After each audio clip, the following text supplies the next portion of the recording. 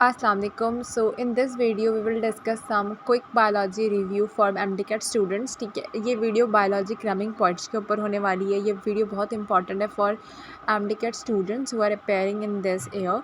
So let's start with the first point, which is cutin is a lipid. It is not a protein. Cutin lipid है और protein नहीं है। ऐसा क्यों? क्योंकि of course cutin is composed of glycerol and fatty acid and not made up of और compose of amino acid. अगर amino acid से बना होता तो ऑफ कोर्स हम उसको प्रोटीन कहते हैं। अब क्योंकि ये ग्लिसरॉल और फैटी एसिड से बना है तो of course it is a lipid.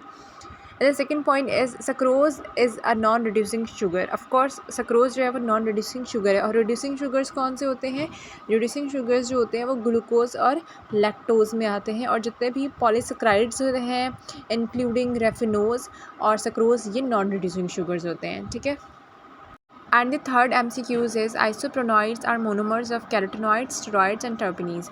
Now isoprenoids जो है वो small subunits हैं, ठीक है, जो composed करते हैं carotenoids, steroids और terpenes जो है ये पॉलीमर हैं, ठीक है, और ये बने होते हैं आइसोप्रोनॉइड्स से। आइसोप्रोनॉइड्स इनके मोनोमर्स होते हैं। ये पॉइंट फर्स्ट ईयर बायोलॉजी के सेकंड चैप्टर में से बायोलॉजिकल मॉलिक्यूल में से है, ठीक है। तो आपने सेकंड चैप्टर को तो बहुत अच्छे से पढ़ना है क्योंकि उसमें बहुत सारे MCQs हैं which are very important for MDCAT. And the fourth point is ATP, RUBP, NADP all have ribose sugar in them. ठीक है, तो ये MCQs अलग अलग तरह से बनकर आता है। समटाइम्स ऐसे पूछा जाता है कि राइबोस शुगर क्या प्रेजेंट है ATP में, NADP में, या इनमें से किस में प्रेजेंट है। तो all three of them have ribose sugar in them. ठीक है। The fifth point is most enzymes works at slightly alkaline pH. ठीक है, ये भी बहुत important MCQs है। And the sixth point is with each cardiac output kidney receives 10% of blood. ठीक है, यहाँ पे जो परसेंट लिखी है वो ब्लड की लिखी है कि जो ईच किडनी है, 2 किडनियाँ होती हैं, ठीक है, एक किडनी जो है वो 10% ब्लड रिसीव कर रही है। तो बोथ कितना रिसीव कर रही है? 20%। ठीक है। In 7th point, in a molecule of DNA, nucleotides are linked both vertically and horizontally.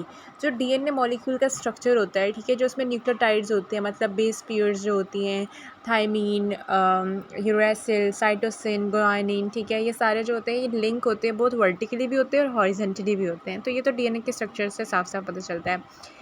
8th point is tetroses are least abundant carbohydrate in nature. ठीक है, जो टेट्रोजेज है वो कार्बोहाइड्रेट है, ठीक है। ये भी हमसे उस पर पूछा जाता है कि टेट्रोजेज क्या है, तो कार्बोहाइड्रेट्स है और ये लीस्ट अबंडेंट है, ठीक है। और जो मोस्ट अबंडेंट है वो क्या है? वो सेलुलोज है। तो cellulose is the most abundant carbohydrates in nature. In next point, charged pores in a cell membranes are formed by channel proteins. जो सेल मेम्ब्रेन होती है which is also called the plasma membrane, ठीक है, उस पर जो charge मतलब positive और नेगेटिव पोर्स जो होते हैं वो किससे बने होते हैं? वो बने होते हैं चैनल प्रोटीन से, ठीक है। तो ये भी एक इम्पॉर्टेंट MCQs है इसमें। Cytokinesis is the division of cell after the division of cytoplasm. It is not the division of cytoplasm. क्योंकि साइटोप्लाज्म है और काइनेसिस डिवीजन को कहा जाता है, तो हम ये समझते हैं कि साइटोकाइनेसिस जो है वो डिवीजन ऑफ साइटोप्लाज्म है। हालांकि it is not the division of cytoplasm, ठीक है, ये सेल की डिवीजन है और ये after the division of cytoplasm होती है, तब जाके सेल डिवाइड करता है, ठीक है। 11th point is bacterial chromosome has DNA only, nothing else, मतलब इनके अंदर माइटोकॉन्ड्रिया भी नहीं होता, सिर्फ DNA प्रेजेंट होता है। 12th point is nostoc lakhs mitochondria. इसके अंदर माइटोकॉन्ड्रिया, नॉस्टॉक जितने भी हैं, जेलीफिश और स्टारफिश वगैरह, उनके अंदर माइटोकॉन्ड्रिया प्रेजेंट नहीं होता है, ठीक है। 13th point is chromosome condensation is at peak in metaphase. Metaphase में क्रोमोसोम की जो कंडेंसेशन है जिसमें वो बहुत ही मतलब सही से क्लियर जो है वो विजिबल होते हैं, दिख रहे होते हैं, तो वो मेटाफेज में होता है, ठीक है। All those sugars ending in ulose are keto sugars. Exceptions are fructose and dehydroxytone. These are also keto. अब जितने भी शुगर्स हैं जिनके लास्ट में यूलोज आता है, फॉर एग्जांपल सेलुलोज, ठीक है, वो कीटो शुगर्स में है, पर फ्रक्टोज और डीहाइड्रोक्सीटोन भी कीटो शुगर्स है। हालांकि इनके लास्ट में यूलोज नहीं आता, पर ये एक्सेप्शन केस है। ये है क्या? कीटो शुगर्स ही हैं, बट ये एक्सेप्शन केस है।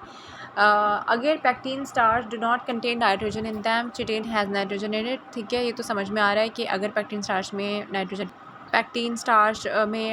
नहीं होता और चिटेन में नाइट्रोजन होता है। 17th MCQ से जितने भी MCQs, ये जो पॉइंट्स हैं ये सारे रॉड लर्निंग वाले हैं, ठीक है। अल्कोलॉइड्स में जिसमें हमारे पास निकोटाइन, टेट्राइन, एट्रोपाइन आ जाता है, ये फ्रिक्वेंटली प्रेजेंट होते हैं सेलेनोकाई फैमिली में, ठीक है। सेलेनोकाई फैमिली में which is from first day biology kingdom Plantae में से है। फिर उसके बाद एसिलोमेट्स, सीडोसिलोमेट्स और सिलोमेट्स जो है all have mesoderm in them, ठीक है।